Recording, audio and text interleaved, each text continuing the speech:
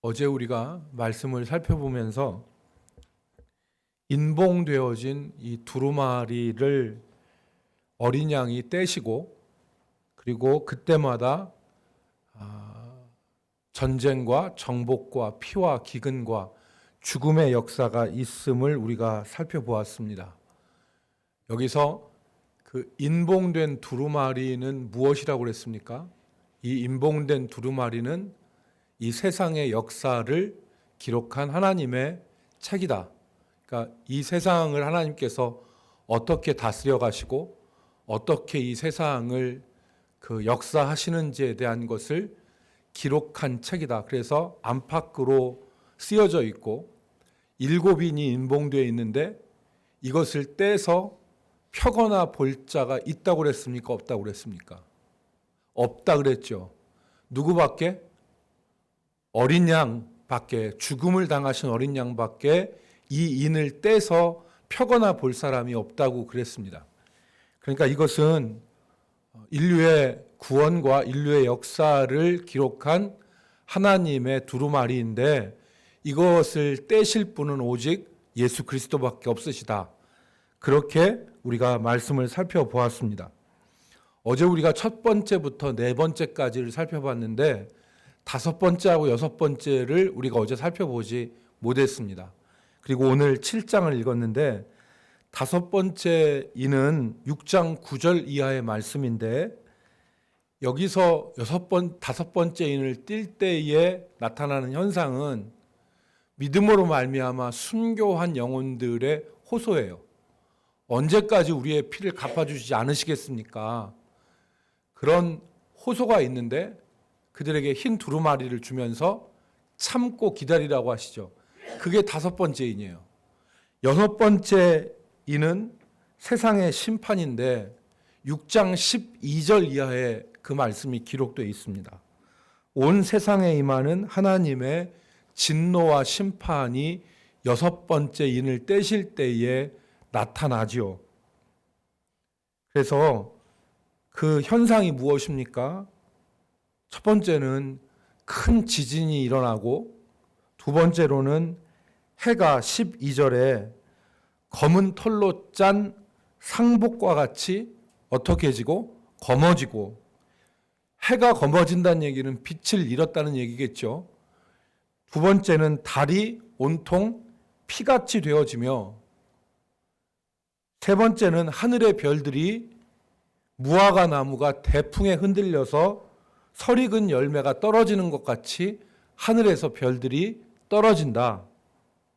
그리고 14절 말씀에 보면 하늘이 두루마리 말리는 것 같이 떠나간다 라고 지금 기록을 했습니다. 이것은 무엇을 의미할까요? 이 세상의 심판, 종말을 말씀하는 거죠. 하늘에 별들이 떨어지고 해와 달과 별들이 다 이상하게 되어지는데 이건 바로 이 세상의 종말을 가리키는 말씀인 것입니다.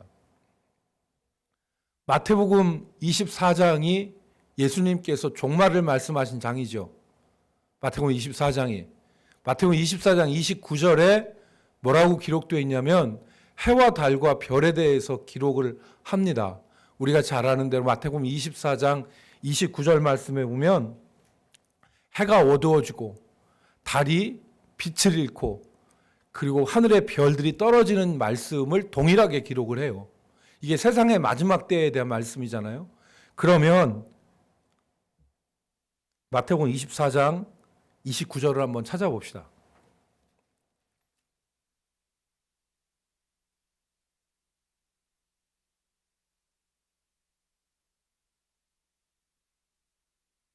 마태복음 24장 29절 말씀 같이 읽습니다. 그날 시작. 그날 환난 후에 즉시 해가 어두워지며 달이 빛을 내지 아니하며 별들이 하늘에서 떨어지며 하늘의 권능들이 흔들리리라. 아멘. 지금 이 말씀이 우리가 읽은 요한계시록 6장의 6째 인을 뗄 때에 해가 검은 털로 짠 상복과 같이 어두워지고 달은 핏빛이 되어지고 하늘의 별들은 무화과 나무가 대풍에 흔들려서 떨어진 설익은 열매처럼 떨어지리라는 말씀과 동일한 말씀 아니겠습니까? 그러니까 여섯째 인을 떼는 것은, 그때 일어나는 것은 세상의 심판이에요. 마지막 세상의 심판인데, 이 말씀이 또 한 군데 나오죠. 어디 나옵니까? 베드로후서에 보면, 지난번에 제가 주일에 설교했던 것처럼 베드로후서에 보면 하늘이 불에 타지고 체질이 녹아지고, 그리고서 그 종말이 나타나는 베드로후서 3장에 있는 말씀과 같은 맥락의 말씀입니다. 지금 마태복음, 베드로후서, 요한계시록에 있는 말씀은 이 세상의 심판을 말씀하는 거예요. 그러니까 정리하면 이런 것입니다. 첫째 인부터 여섯째 인까지는 무엇을 말하는 거예요? 이 세상에 있어질 일과 이 세상의 마지막 역사를 하나님께서 큰 그림으로 요한에게 먼저 보여주신 거예요. 첫째 인부터, 그러니까 첫째 인이 무엇입니까? 정복과 그 다음에 전쟁과 피와 기근과 죽음이라는 이런 인류의 대사건들을 먼저 보여주시고, 그 가운데 성도들의 환난을 얘기하고 그리고 심판을 말씀하는 것입니다. 그래서 여섯째까지 인이 지금 있는 것이죠. 단숨에 하나님께서 인류의 역사를 이 두루마리를 통해서 보여주시는 것입니다. 그런데 이제 우리가 읽은 이 7장은 이러한 과정 가운데 하나의 그림이 삽입된 것으로 볼 수 있습니다. 여러분, 지금 1장서부터 6장까지를 얘기하고 요한계시록이 끝나도 이상하지 않습니다. 왜냐하면 하나님께서 인류의 역사를 처음부터 끝까지 보여주셨기 때문에. 그래서 지금 마지막 세상의 종말이 이렇다라고 여섯째 인을까지를 보여주셨는데, 7장은 그 역사의 그림 가운데 하나의 삽입된 그림으로 볼 수 있습니다. 그것이 바로 무엇이냐면, 흰옷을 입고 보좌와 어린 양 앞에서 큰 소리로 찬양하는 성도들의 모습을 우리는 7장에서 볼 수 있는 것입니다.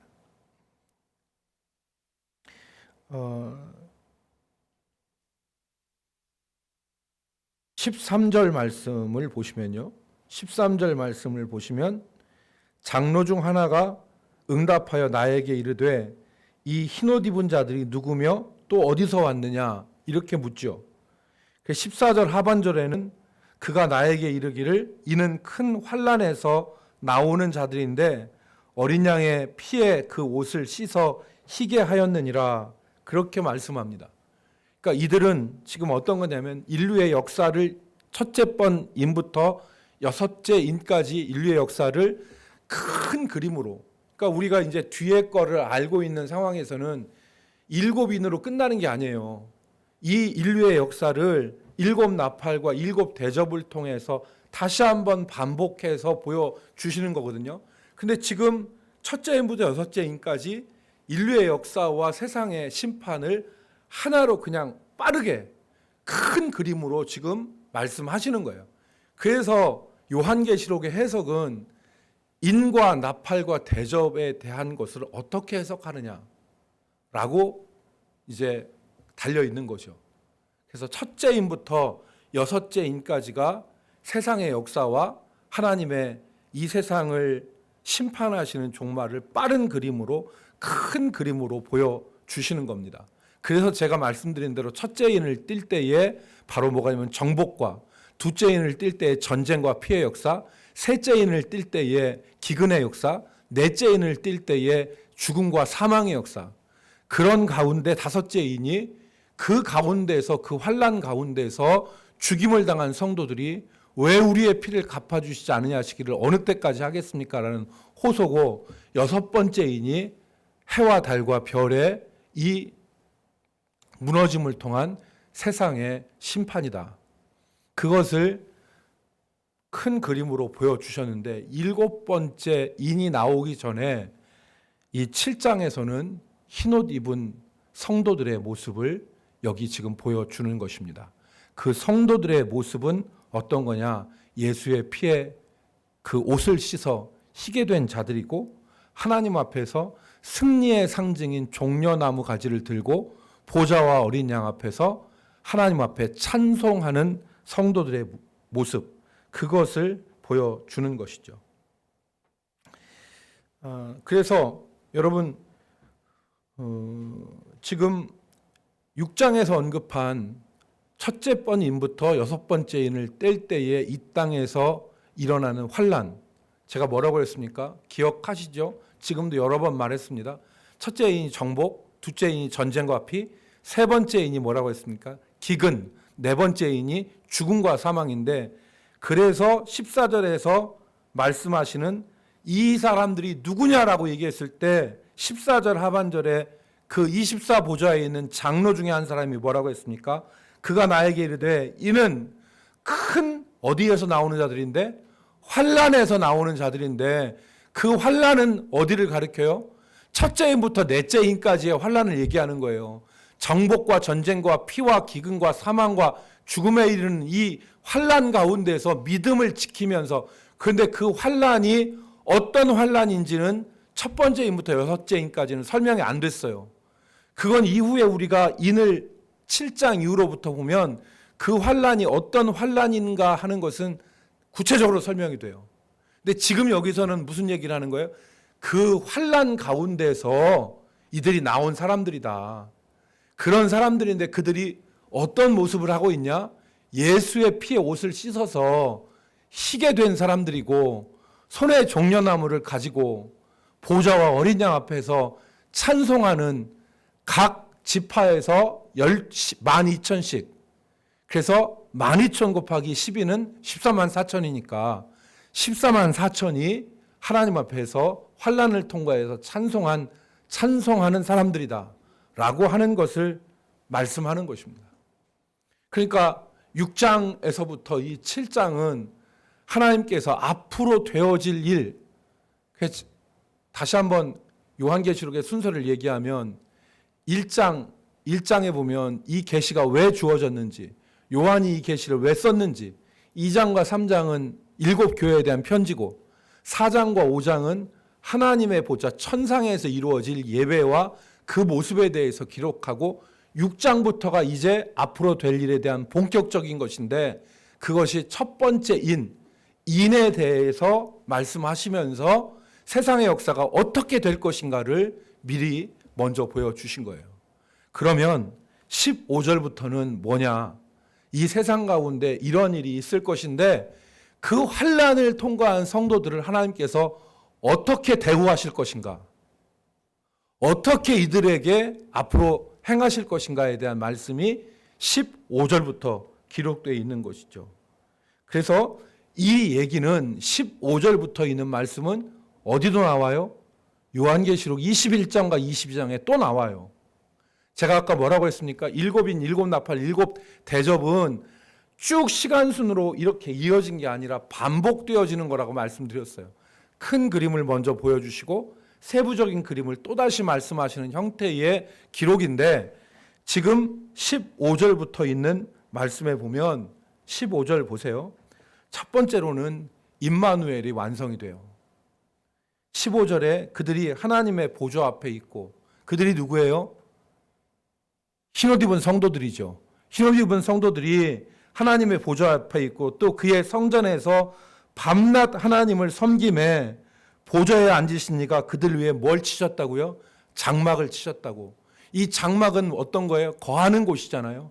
그러니까 하나님과 그의 백성들이 한 장막 안에서 함께 거하는, 하나님 우리와 함께 하신다고 하는 임마누엘의 약속이 완성이 되는 거예요. 그 약속이 지금은 뭘로 이루어져 있어요?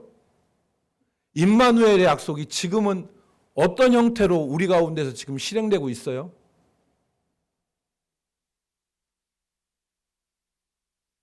내가 너희와 함께 하겠다 예수님 말씀하시고, 보라 처녀가 잉태하여 그 아들을 낳으리니 그 이름을 임마누엘이라 하리니 이는 하나님 우리와 함께 하심이라 이사야에서 약속했잖아요. 약속한 그 임마누엘 약속이 예수님이 이 땅에 오셔서 그 이름을 임마누엘이라, 예수라, 예수는 우리를 죄에서 구원할 자이고 임마누엘은 하나님 우리와 함께 하시는데 그 임마누엘이 오늘 우리가 사는 이 시대에는 어떻게 이루어지고 있어요? 그렇죠. 성령이 우리 안에 내주하시는 형태로 지금 임마누엘 약속이 이루어지는데 마지막 때는 어떻게 이루어진다고요? 한 장막 안에서 같이 산다고.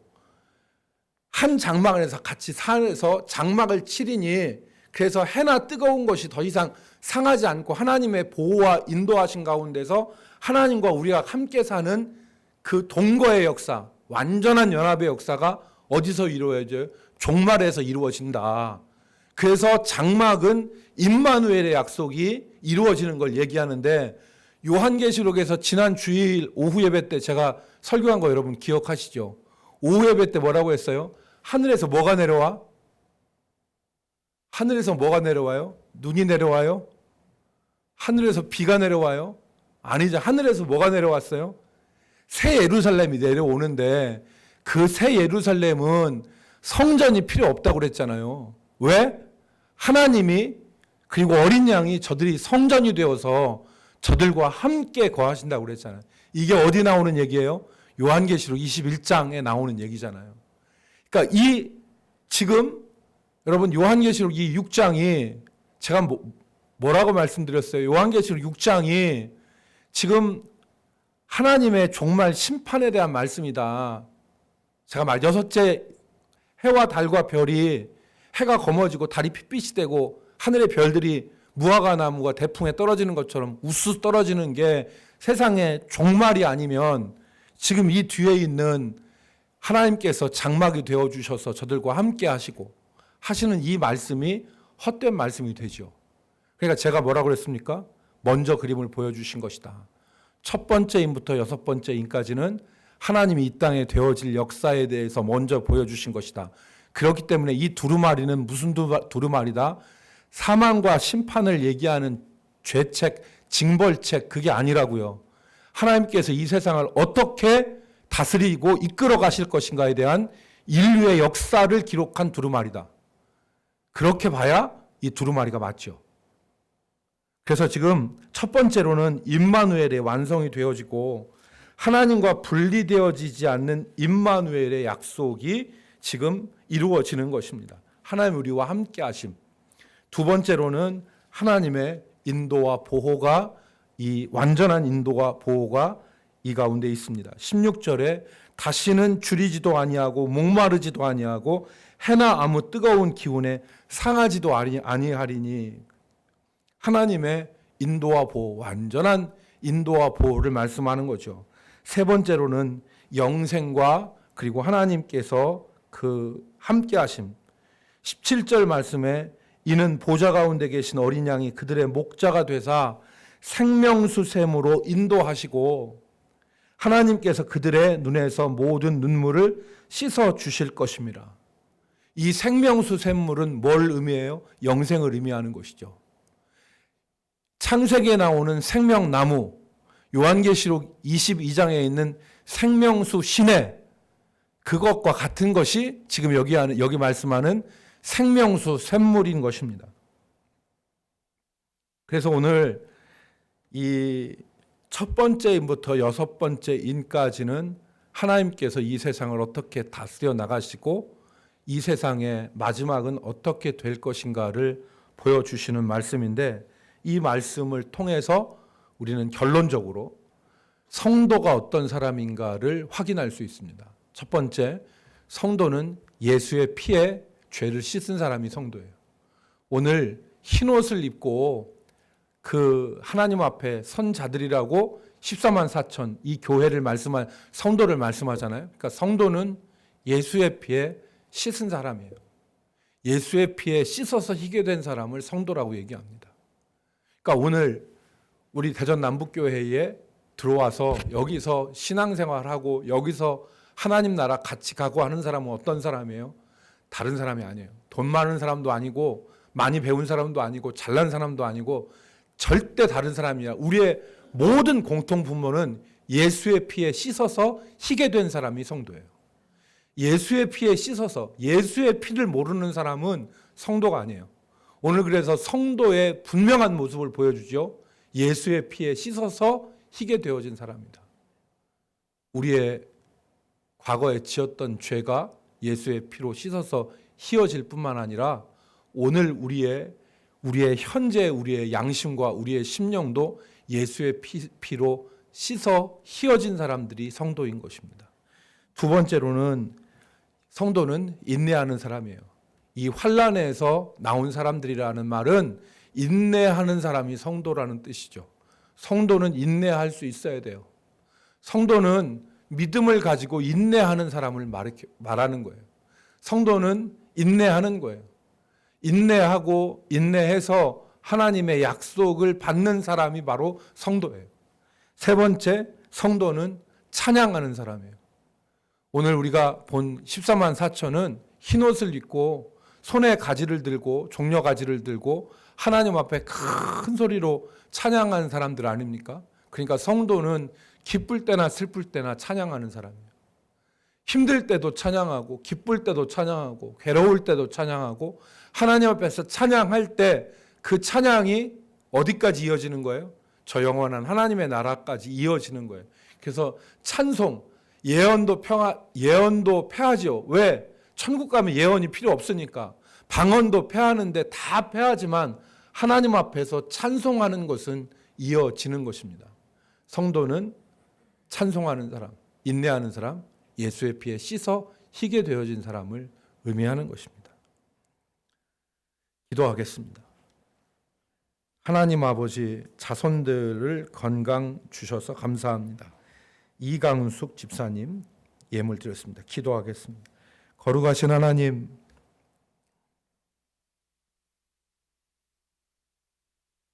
이 어지럽고 혼란스러운 시대 가운데 우리에게 깨어있는 믿음을 주시고 하나님 앞에서 우리가 깨어있는 심정으로 그리고 그 심령으로 살아갈 수 있도록 우리를 주장하여 주옵소서. 하나님 아버지, 우리가 연약하고 부족하여 죄의 영향, 시대의 영향, 환경의 영향, 사람들의 영향, 그리고 이 땅의 온갖 것들로 인하여서 우리가 흔들리고 그리고 넘어지기 쉽사오나 주께서 우리를 붙들어 주시고 믿음에 굳게 서서 하나님과 동행하는 저희들 되게 하여 주옵소서. 거룩하신 하나님, 오늘도 소망을 가지고 주님을 바라보며 이 자리에 나왔사오니 주께서 우리를 붙드시고 주께서 오늘도 이 땅의 낙심과 절망으로 우리가 가득 찬 것이 아니라 하늘의 소망과 하나님의 말씀과 주의 은혜로 충만케 하여 주셔서 우리 아버지 삶을 세우게 하시고 우리 자신뿐만 아니라 우리 주변에 있는 사람들, 그들의 삶까지도 일으켜 세울 수 있는 복된 은혜를 허락하여 주시옵소서. 거룩하신 하나님 아버지, 오늘도 기도할 때 성령께서 우리를 붙들어 주시고 주장하시고 우리의 입술을 주장하시며 우리의 마음과 생각을 주장하여 주시기를 원합니다. 아버지 하나님, 함께하여 주옵소서. 그래서 아버지, 마땅히 구할 것을 하나님 앞에 구하게 하시고 우리의 심령 가운데 우리 속사람을 상하게 하는 깊은 상처도 토해내게 하여 주셔서 하나님 앞에 간구할 때에 심령이 새로워지고 주님께서 주시는 강건함을 덧입는 저희가 되게 하여 주옵소서. 오늘 이 새벽 시간에도 하나님 앞에 예물 드린 귀한 손길이 있습니다. 하나님의 살아계심을 확신하며 주께 감사하여 주를 의지하는 이 복된 심령 가운데 은혜 위에 은혜를 더하셔서 하나님 이끄시고 인도하여 주시옵시며 하나님께서 예비하신 귀한 은혜를 덧입게 하여 주시옵소서. 감사드리옵고 예수님의 이름으로 기도 올리옵나이다. 아멘.